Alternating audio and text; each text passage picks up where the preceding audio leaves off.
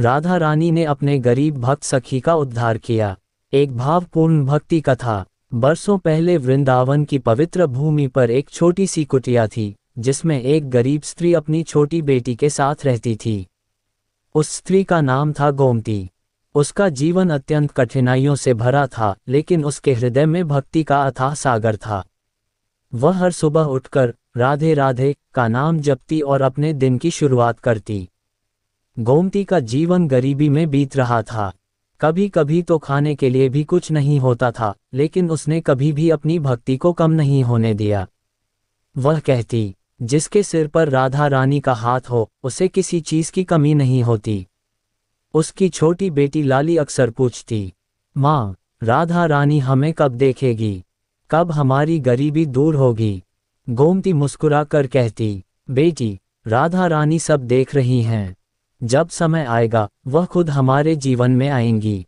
भक्ति की परीक्षा। वृंदावन में हर साल एक बड़ा उत्सव होता था, जिसमें सभी भक्त राधा रानी के लिए भोग, फूल और सुंदर वस्त्र अर्पित करते थे। गांव के सभी लोग उस उत्सव की तैयारी में लगे थे, लेकिन गोमती के पास न तो पैसे थे और न ही कोई वस्त्र या मिठाई जो वह अर्पित कर सके। उस रात वह बहुत दुखी होकर रोने लगी।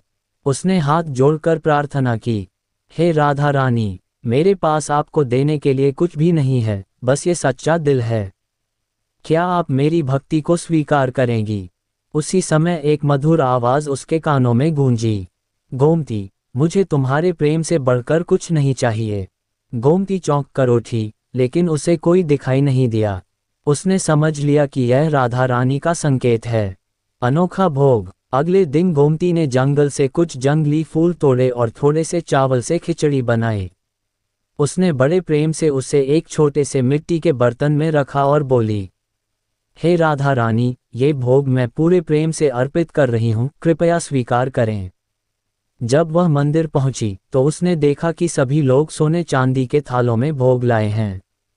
उसके मन में थोड़ी झिझक आई, लेकिन उसने अपने छोटे से भोग को राधा रानी के चरणों में रख दिया।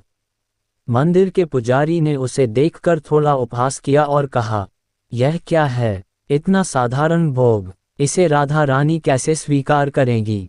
गोमती ने नम्रता से कहा, महाराज, ये भोग भले ही छोटा हो, लेकिन इसमें मेरा पूरा प्रेम है।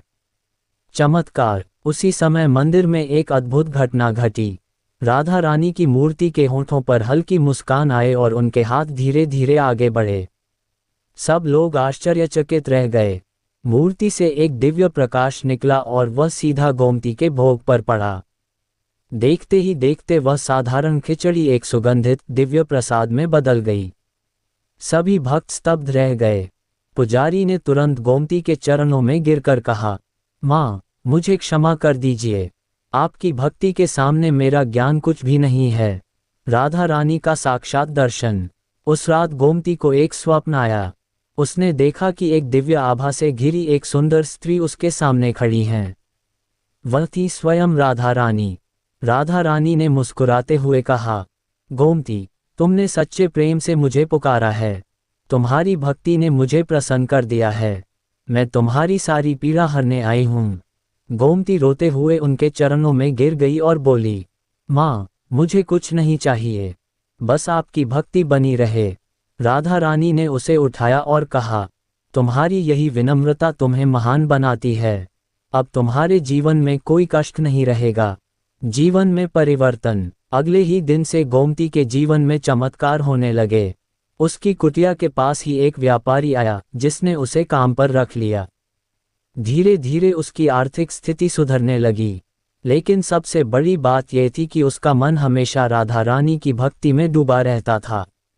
लाली भी बड़ी होकर एक भक्त बन गई।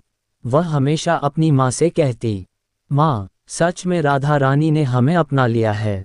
अंतिम परीक्षा। कुछ समय बाद गांव में एक भयंकर सूखा पड़ा। लोग पानी और भोजन के लिए तरसने लगे, लेकिन गोमती के घर में कभी भोजन की कमी नहीं हुई। गांव के लोग उसके पास आए और पूछा, तुम्हारे पास ये सब कैसे है? गोमती ने मुस्कुराकर कहा, ये सब राधा रानी की कृपा है। उसने अपना सारा भोजन गांव वालों में बांटना शुरू कर दिया। धीरे धीरे पूरा गांव उसकी भक्ति से प्रभावित हो गया। राधा रानी का अंतिम वरदान। एक दिन फिर से राधा रानी उसके सामने प्रकट हुई और बोली, गोमती, तुमने अपनी भक्ति और सेवा से मुझे अत्यंत प्रसन्न किया है। अब समय आ गया है कि तुम मेरे धाम में आ जाओ। गोमती ने अपनी बेटी को गले लगाया और बोली, बेटी, हमेशा राधा रानी का नाम लेना, वही तुम्हारी सच्ची शक्ति है। इतना कहकर वह दिव्य प्रकाश में विलीन हो गई। कथा से शिक्षा। ये कथा हमें सिखाती है कि सच्ची भक्ति में दिखावा नहीं, केवल प्रेम होता है। भगवान को धन दौलत नहीं, सच्चा दिल चाहिए। कठिन समय में भी विश्वास बनाए रखना चाहिए। जो दूसरों की मदद करता है, उस पर ईश्वर की कृपा हमेशा बनी रहती है। निष्कर्ष। राधा रानी की कृपा असीम है। वह अपने भक्तों की हर पुकार सुनती हैं और सही समय पर उनकी मदद करती हैं। गोमती जैसी सच्ची भक्त की कहानी हमें यह विश्वास दिलाती है कि यदि हमारा मन सच्चा और भक्ति से भरा हो, तो कोई भी कठिनाई हमें हरा नहीं सकती। राधे राधे का नाम ही जीवन का सबसे बड़ा सहारा है। Cherry blossom folded hands. Radhe Radhe मित्रों, प्रेमानंद जी महाराज की संपूर्ण जीवनी। प्रस्तावना। भारत की संत परंपरा अत्यंत प्राचीन और गौरवशाली रही है। इस परंपरा में अनेक संतों ने अपने तप, भक्ति और ज्ञान से समाज को दिशा दी। उन्हीं महान संतों में से एक हैं प्रेमानंद जी महाराज, जो अपनी सरलता, मधुर वाणी और राधा कृष्ण भक्ति के लिए प्रसिद्ध हैं। उनका जीवन केवल एक साधु का जीवन नहीं, बल्कि एक प्रेरणा है भक्ति, त्याग और प्रेम की। प्रारंभिक जीवन। प्रेमानंद जी महाराज का जन्म एक साधारण परिवार में कानपुर में हुआ। बचपन से ही उनके मन में सांसारिक चीजों के बजाय आध्यात्मिकता के प्रति विशेष आकर्षण था। जहां अन्य बच्चे खेलकूद में व्यस्त रहते थे, वहीं वे भगवान के भजन, कथा और सत्संग में रुचि लेते थे। कहा जाता है कि बाल्यकाल में ही उन्हें भगवान के भक्ति के प्रति विशेष लगाव हो गया था। उनके मन में ये भावना थी कि जीवन का सच्चा उद्देश्य भगवान की भक्ति करना है। उनकी प्रारंभिक शिक्षा सामान्य रही, लेकिन आध्यात्मिक शिक्षा उन्होंने संतों के संग में प्राप्त की। धीरे धीरे उनका मन वैराग्य की ओर बढ़ने लगा। वैराग्य और साधना का मार्ग। युवावस्था में ही प्रेमानंद जी महाराज ने संसार की मोह माया को त्यागने का निर्णय लिया। ये निर्णय आसान नहीं था, लेकिन उनके भीतर की भक्ति और ईश्वर के प्रति प्रेम इतना प्रबल था कि उन्होंने सब कुछ छोड़कर साधना का मार्ग अपनाया। प्रेमानंद जी महाराज कई वर्षों तक बनारस की घाटों पर भगवान शंकर जी की भक्ति करते रहे। कई वर्षों के बाद वे वृंदावन पहुंचे, वह पवित्र भूमि जहां हर कण में श्री कृष्ण की लीलाएं बसती हैं। वृंदावन में उन्होंने कठोर तपस्या और साधना शुरू की। उन्होंने दिन रात भगवान के नाम का जप किया, भजन गाए और संतों की सेवा की। उनकी साधना में मुख्य था नाम जप, हरे कृष्ण मंत्र, राधा कृष्ण की लीलाओं का चिंतन, संतों की सेवा। धीरे धीरे उनकी भक्ति गहरी होती गई और उन्हें आत्मिक शांति प्राप्त होने लगी। गुरु कृपा और आध्यात्मिक उत्थान। हर संत के जीवन में गुरु का विशेष स्थान होता है। प्रेमानंद जी महाराज को भी अपने गुरु का सानिध्य मिला, जिनकी कृपा से उनकी साधना और भी सशक्त हुई। गुरु ने उन्हें सिखाया कि सच्ची भक्ति वही है जिसमें अहंकार का पूर्ण त्याग हो और केवल प्रेम हो। इस उपदेश ने उनके जीवन को पूरी तरह बदल दिया। उन्होंने स्वयं को पूर्ण रूप से भगवान के चरणों में समर्पित कर दिया। भक्ति और सेवा का जीवन। वृंदावन में रहकर प्रेमानंद जी महाराज ने भक्ति के साथ साथ सेवा को भी अपना मुख्य कार्य बनाया। वे प्रतिदिन भजन कीर्तन करते, भक्तों को कथा सुनाते, गरीब और जरूरतमंद लोगों की सहायता करते। उनकी वाणी में इतनी मधुरता और प्रभाव था कि जो भी उन्हें सुनता, उसका मन भगवान की भक्ति में डूब जाता। उनकी कथाओं का मुख्य संदेश होता था, भगवान को पाने का सबसे सरल मार्ग प्रेम है। प्रवचन और लोकप्रियता। धीरे धीरे प्रेमानंद जी महाराज की ख्याति फैलने लगी। दूर दूर से लोग उनके सत्संग में आने लगे। उनके प्रवचन की विशेषताएं: सरल और सहज भाषा, गहरे आध्यात्मिक विचार, भावनात्मक और प्रेरणादायक शैली। वे अक्सर राधा रानी और श्री कृष्ण की प्रेम लीलाओं का वर्णन करते थे, जिससे श्रोताओं का हृदय भक्ति से भर जाता था।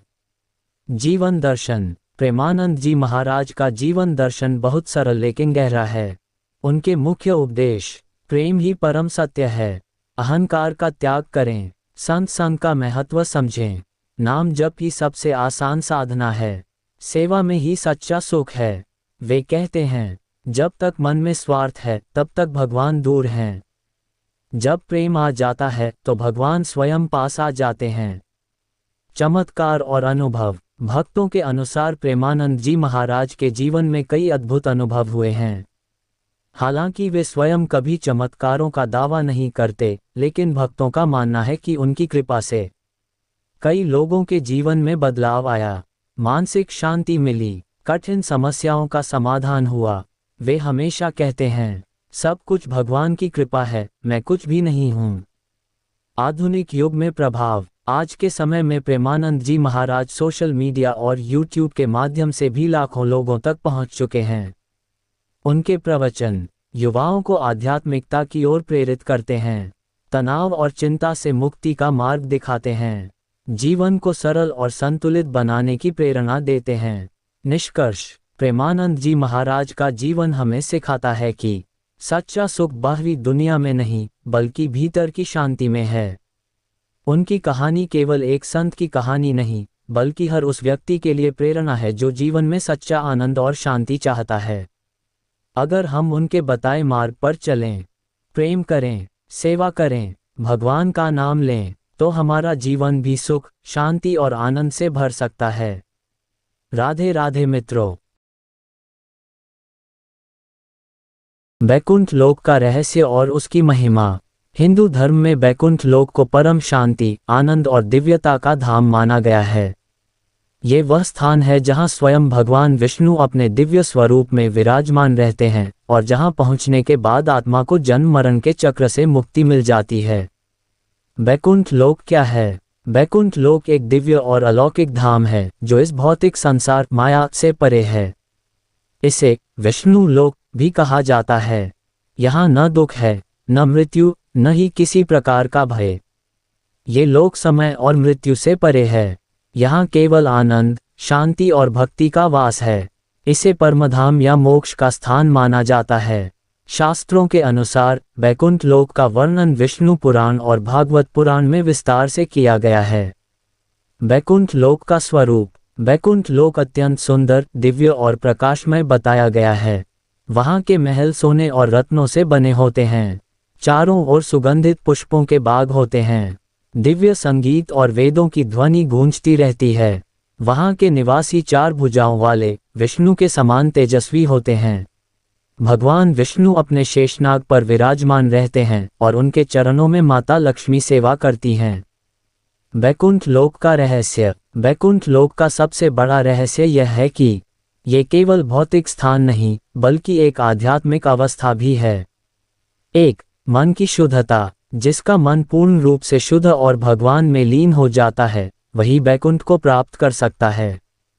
2. भक्ति का मार्ग। ज्ञान और कर्म से ऊपर भक्ति को सबसे श्रेष्ठ माना गया है। सच्ची भक्ति से ही बैकुंठ का द्वार खुलता है। 3. अहंकार का त्याग। जब मनुष्य अपने अहंकार, लोभ और क्रोध को त्याग देता है, तभी वह इस दिव्य धाम का अधिकारी बनता है। बैकुंठ एकादशी का महत्व। वैकुंठ एकादशी को विशेष रूप से बैकुंठ के द्वार खुलने का दिन माना जाता है। इस दिन उपवास और पूजा करने से विशेष पुण्य मिलता है। कहा जाता है कि इस दिन विष्णु जी स्वयं भक्तों के लिए द्वार खोलते हैं। मंदिरों में स्वर्ग द्वार, वैकुंठ द्वार से प्रवेश कराया जाता है। बैकुंठ लोक की महिमा। बैकुंठ लोक की महिमा अनंत है।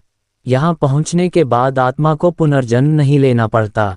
ये पूर्ण आनंद और शाश्वत शांति का स्थान है। यहाँ केवल प्रेम, सेवा और भक्ति का ही अस्तित्व है। शास्त्रों में कहा गया है कि हजारों यज्ञ, तप और दान से भी जो फल नहीं मिलता, वह सच्ची भक्ति से बैकुंठ प्राप्त करके मिल जाता है। निष्कर्ष। बैकुंठ लोक केवल एक दिव्य स्थान ही नहीं, बल्कि जीवन का अंतिम लक्ष्य भी है। ये हमें सिखाता है कि सच्ची भक्ति, प्रेम और शुद्ध मन से हम भी उस परमधाम को प्राप्त कर सकते हैं। भगवान विष्णु के दशावतार केवल पौराणिक कथाएं नहीं हैं, बल्कि ये सृष्टि, धर्म और मानव जीवन के गहरे सिद्धांतों को समझाने वाले दिव्य प्रसंग हैं। आइए इन्हें एक विस्तृत, भावनात्मक और ज्ञानपूर्ण कथा के रूप में समझते हैं। भगवान विष्णु के दशावतार, विस्तृत कथा और महत्व। 1. मत्स्य अवतार, जीवन की रक्षा। प्राचीन समय में जब सृष्टि पर महाप्रलय आने वाला था, तब चारों ओर जल ही जल फैलने लगा। उस समय राजा मनु तपस्या कर रहे थे। एक दिन उनके हाथ में एक छोटी मछली आई, जिसने उनसे रक्षा की प्रार्थना की। मनु ने उसे सुरक्षित रखा, लेकिन वह मछली तेजी से बड़ी होती गई। तब भगवान विष्णु ने प्रकट होकर कहा कि वे मत्स्य रूप में स्वयं हैं। उन्होंने मनु को एक नौका बनाकर सभी जीवों और वेदों को सुरक्षित रखने का आदेश दिया। महत्व। यह अवतार सिखाता है कि संकट के समय ज्ञान और जीवन की रक्षा सबसे महत्वपूर्ण है। 2. कूर्म अवतार, धैर्य का प्रतीक। देवता और असुर अमृत पाने के लिए समुद्र मंथन कर रहे थे।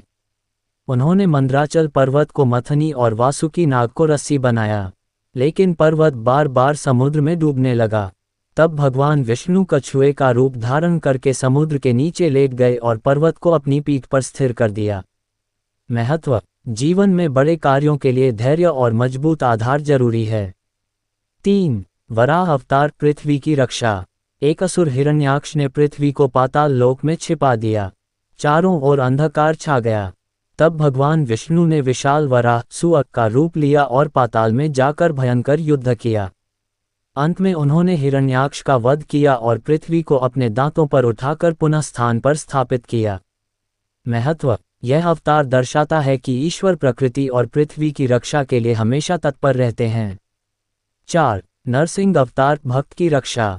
असुर राजा हिरण्यकशिपु ने घमंड में आकर खुद को भगवान मान लिया, लेकिन उसका पुत्र प्रहलाद विष्णु का परम भक्त था। क्रोधित होकर हिरण्यकशिपु ने प्रहलाद को मारने की कई कोशिशें की। अंत में भगवान विष्णु नरसिंह, आधा मनुष्य आधा सिंह रूप में प्रकट हुए और संध्या समय दरवाजे पर अपने नाखूनों से उसका वध किया। महत्व। भक्ति सच्ची हो तो भगवान हर हाल में अपने भक्त की रक्षा करते हैं। 5. वामन अवतार, विनम्रता की शक्ति। राजा बलि बहुत दानी और शक्तिशाली था। उसने तीनों लोकों पर अधिकार कर लिया था।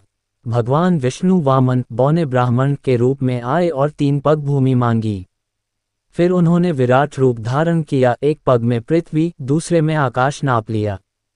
तीसरे पग के लिए बलि ने अपना सिर झुका दिया। महत्व। अहंकार को विनम्रता से हराया जा सकता है। 6. परशुराम अवतार, अन्याय का अंत।